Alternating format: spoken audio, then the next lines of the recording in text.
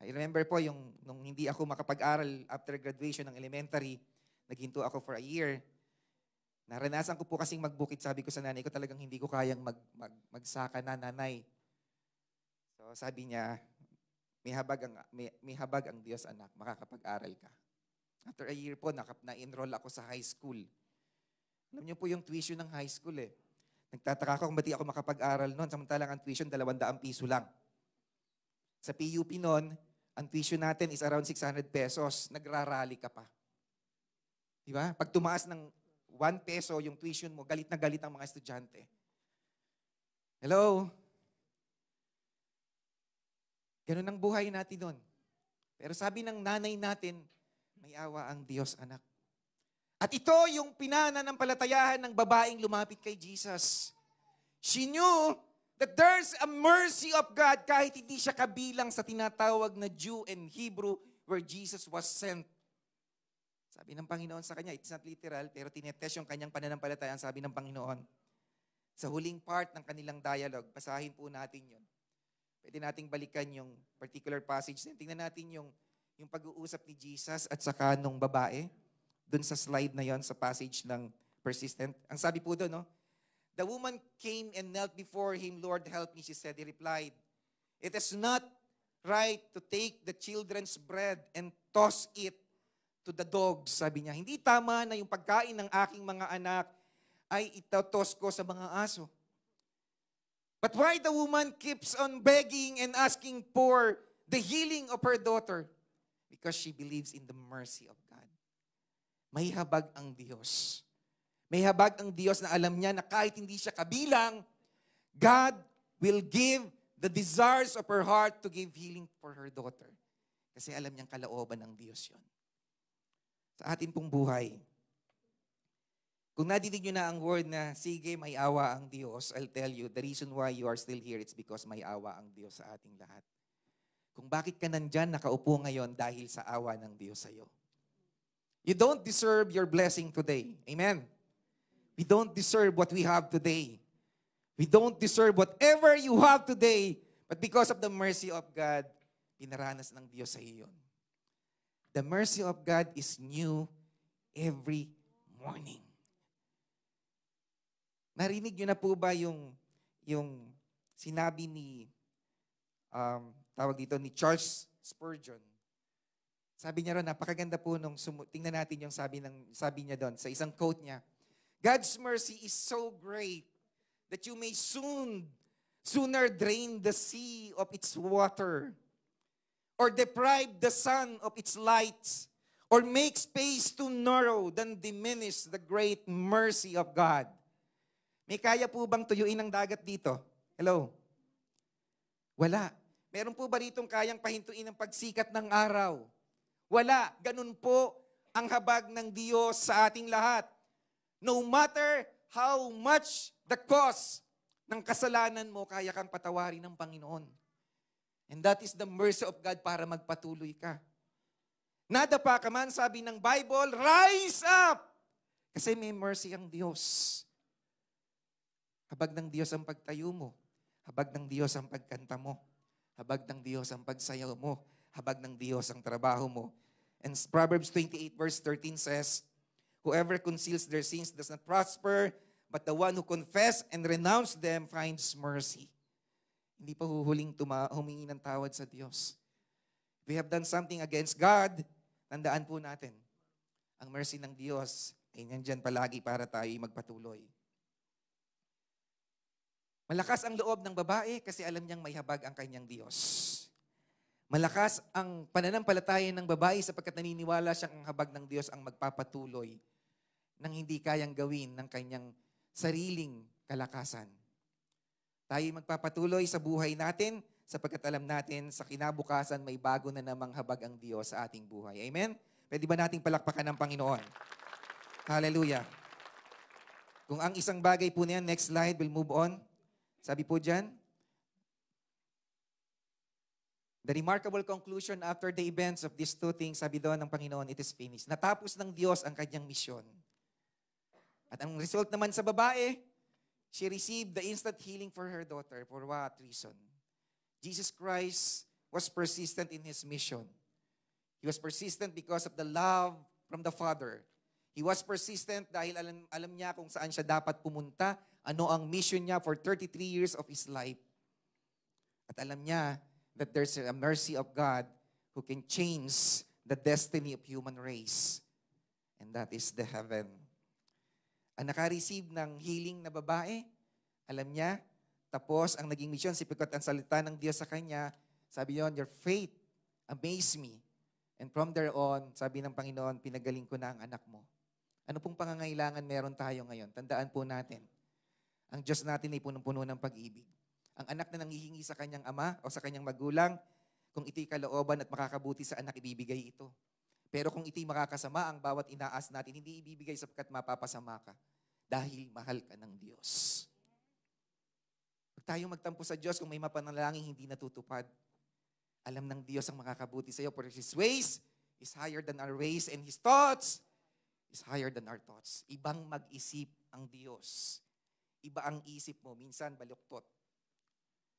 Subukan nating magpatuwid sa Diyos. Amen? Subukan nating harapin ang bagay na may katwiran ng Panginoon. At tandaan po natin, ang habag ng Diyos ay laging nandiyan. Tayo po tayong lahat. Hallelujah. Pwede ba nating palakpakan ng Panginoon? Praise the name of the Lord today. Hallelujah. Sabi ko po kanina, ang Tagalog sa persistency ay masugid, masigasig.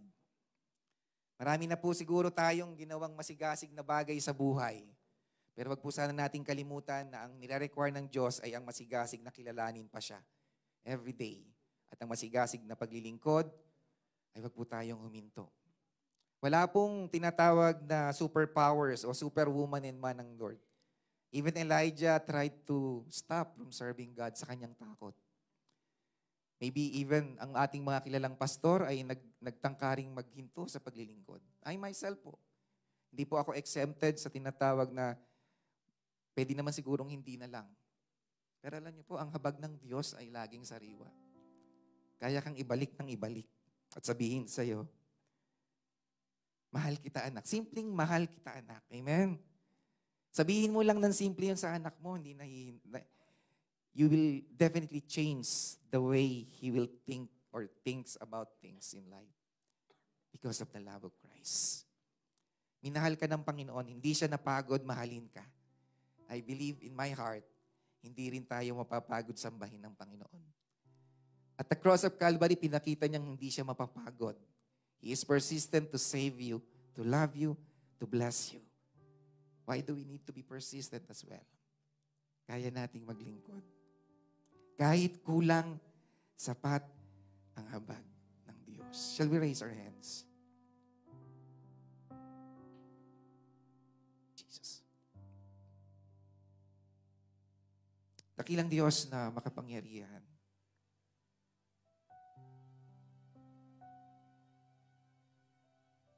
Lahat po siguro kami rito, Panginoon, ay nangangailangan ng Diyos. Everyone in this place are like the Canaanite woman begging for your mercy, Lord God, because we don't deserve. We are the Gentiles of these generations. Pero inako mo kaming parang sa'yo. Nabilang kami sa mga taong pinili mong pagpalain dahil mahal mo kami, aming Diyos. You are so persistent to look after us. You are persistent to show us your ways. You are persistent to bless us, to heal us, to deliver us. You are persistent, Lord, to show us the way on how we can be more and more like you. Hindi ka po napagod, mahalin kami. Hindi rin po kayo napagod, patawarin kahit araw-araw ng buhay. We failed, Lord God, to bless you. Your mercy is new every morning. Kaya Lord, dinideklara namin na ang pananahan namin sa templong ito ay mas mahalaga sa 1,000 araw outside your presence. Sapagkat tuwing lalapit kami sa iyo, tinutuwid mo kami, Panginoon.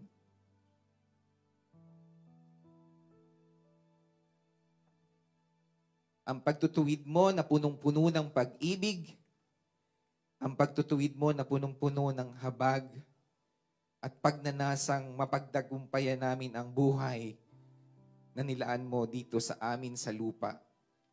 Lord, I pray that if everyone in this place ay nangangailangan ng persistent spirit, Lord God, I pray that you pour out your so much power to anoint them. Wala pong exempted sa kapaguran, Panginoon. Wala pong exempted sa sakit karamdaman. But there is always a mercy of God in this place. Aawit kami sa inyo, Panginoon. Punong-puno kami ng pagsamba, pasasalamat, at pananampalataya na alam namin, O Diyos, you are watching over us. We have an audience of one, and we know, Lord, na may gagawin kang mabuti sa aming buhay at may ginagawa kang mabuti sa oras na ito sa aming lahat. Before po kami tuluyang manalangin, tanggapin niyo po ang aming mga papurit pagsamba sa umagang ito. Awitin po natin itong I'm forever yours. Hallelujah.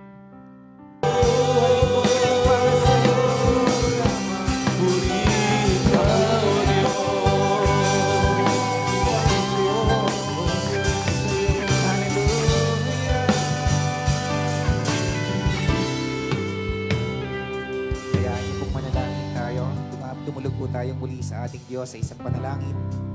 Maraming salamat, Panginoon, sapagkat niloob po ninyo, Lord God, na kami mamuhay ng may masigasig na puso upang magpatuloy, aming Diyos. Salamat po sa katotohanan, we are equipped with your power and anointing. Sa lahat ng aming gagawin, hindi nyo po plano na kami ay huminto sa kalagitnaan, aming Diyos.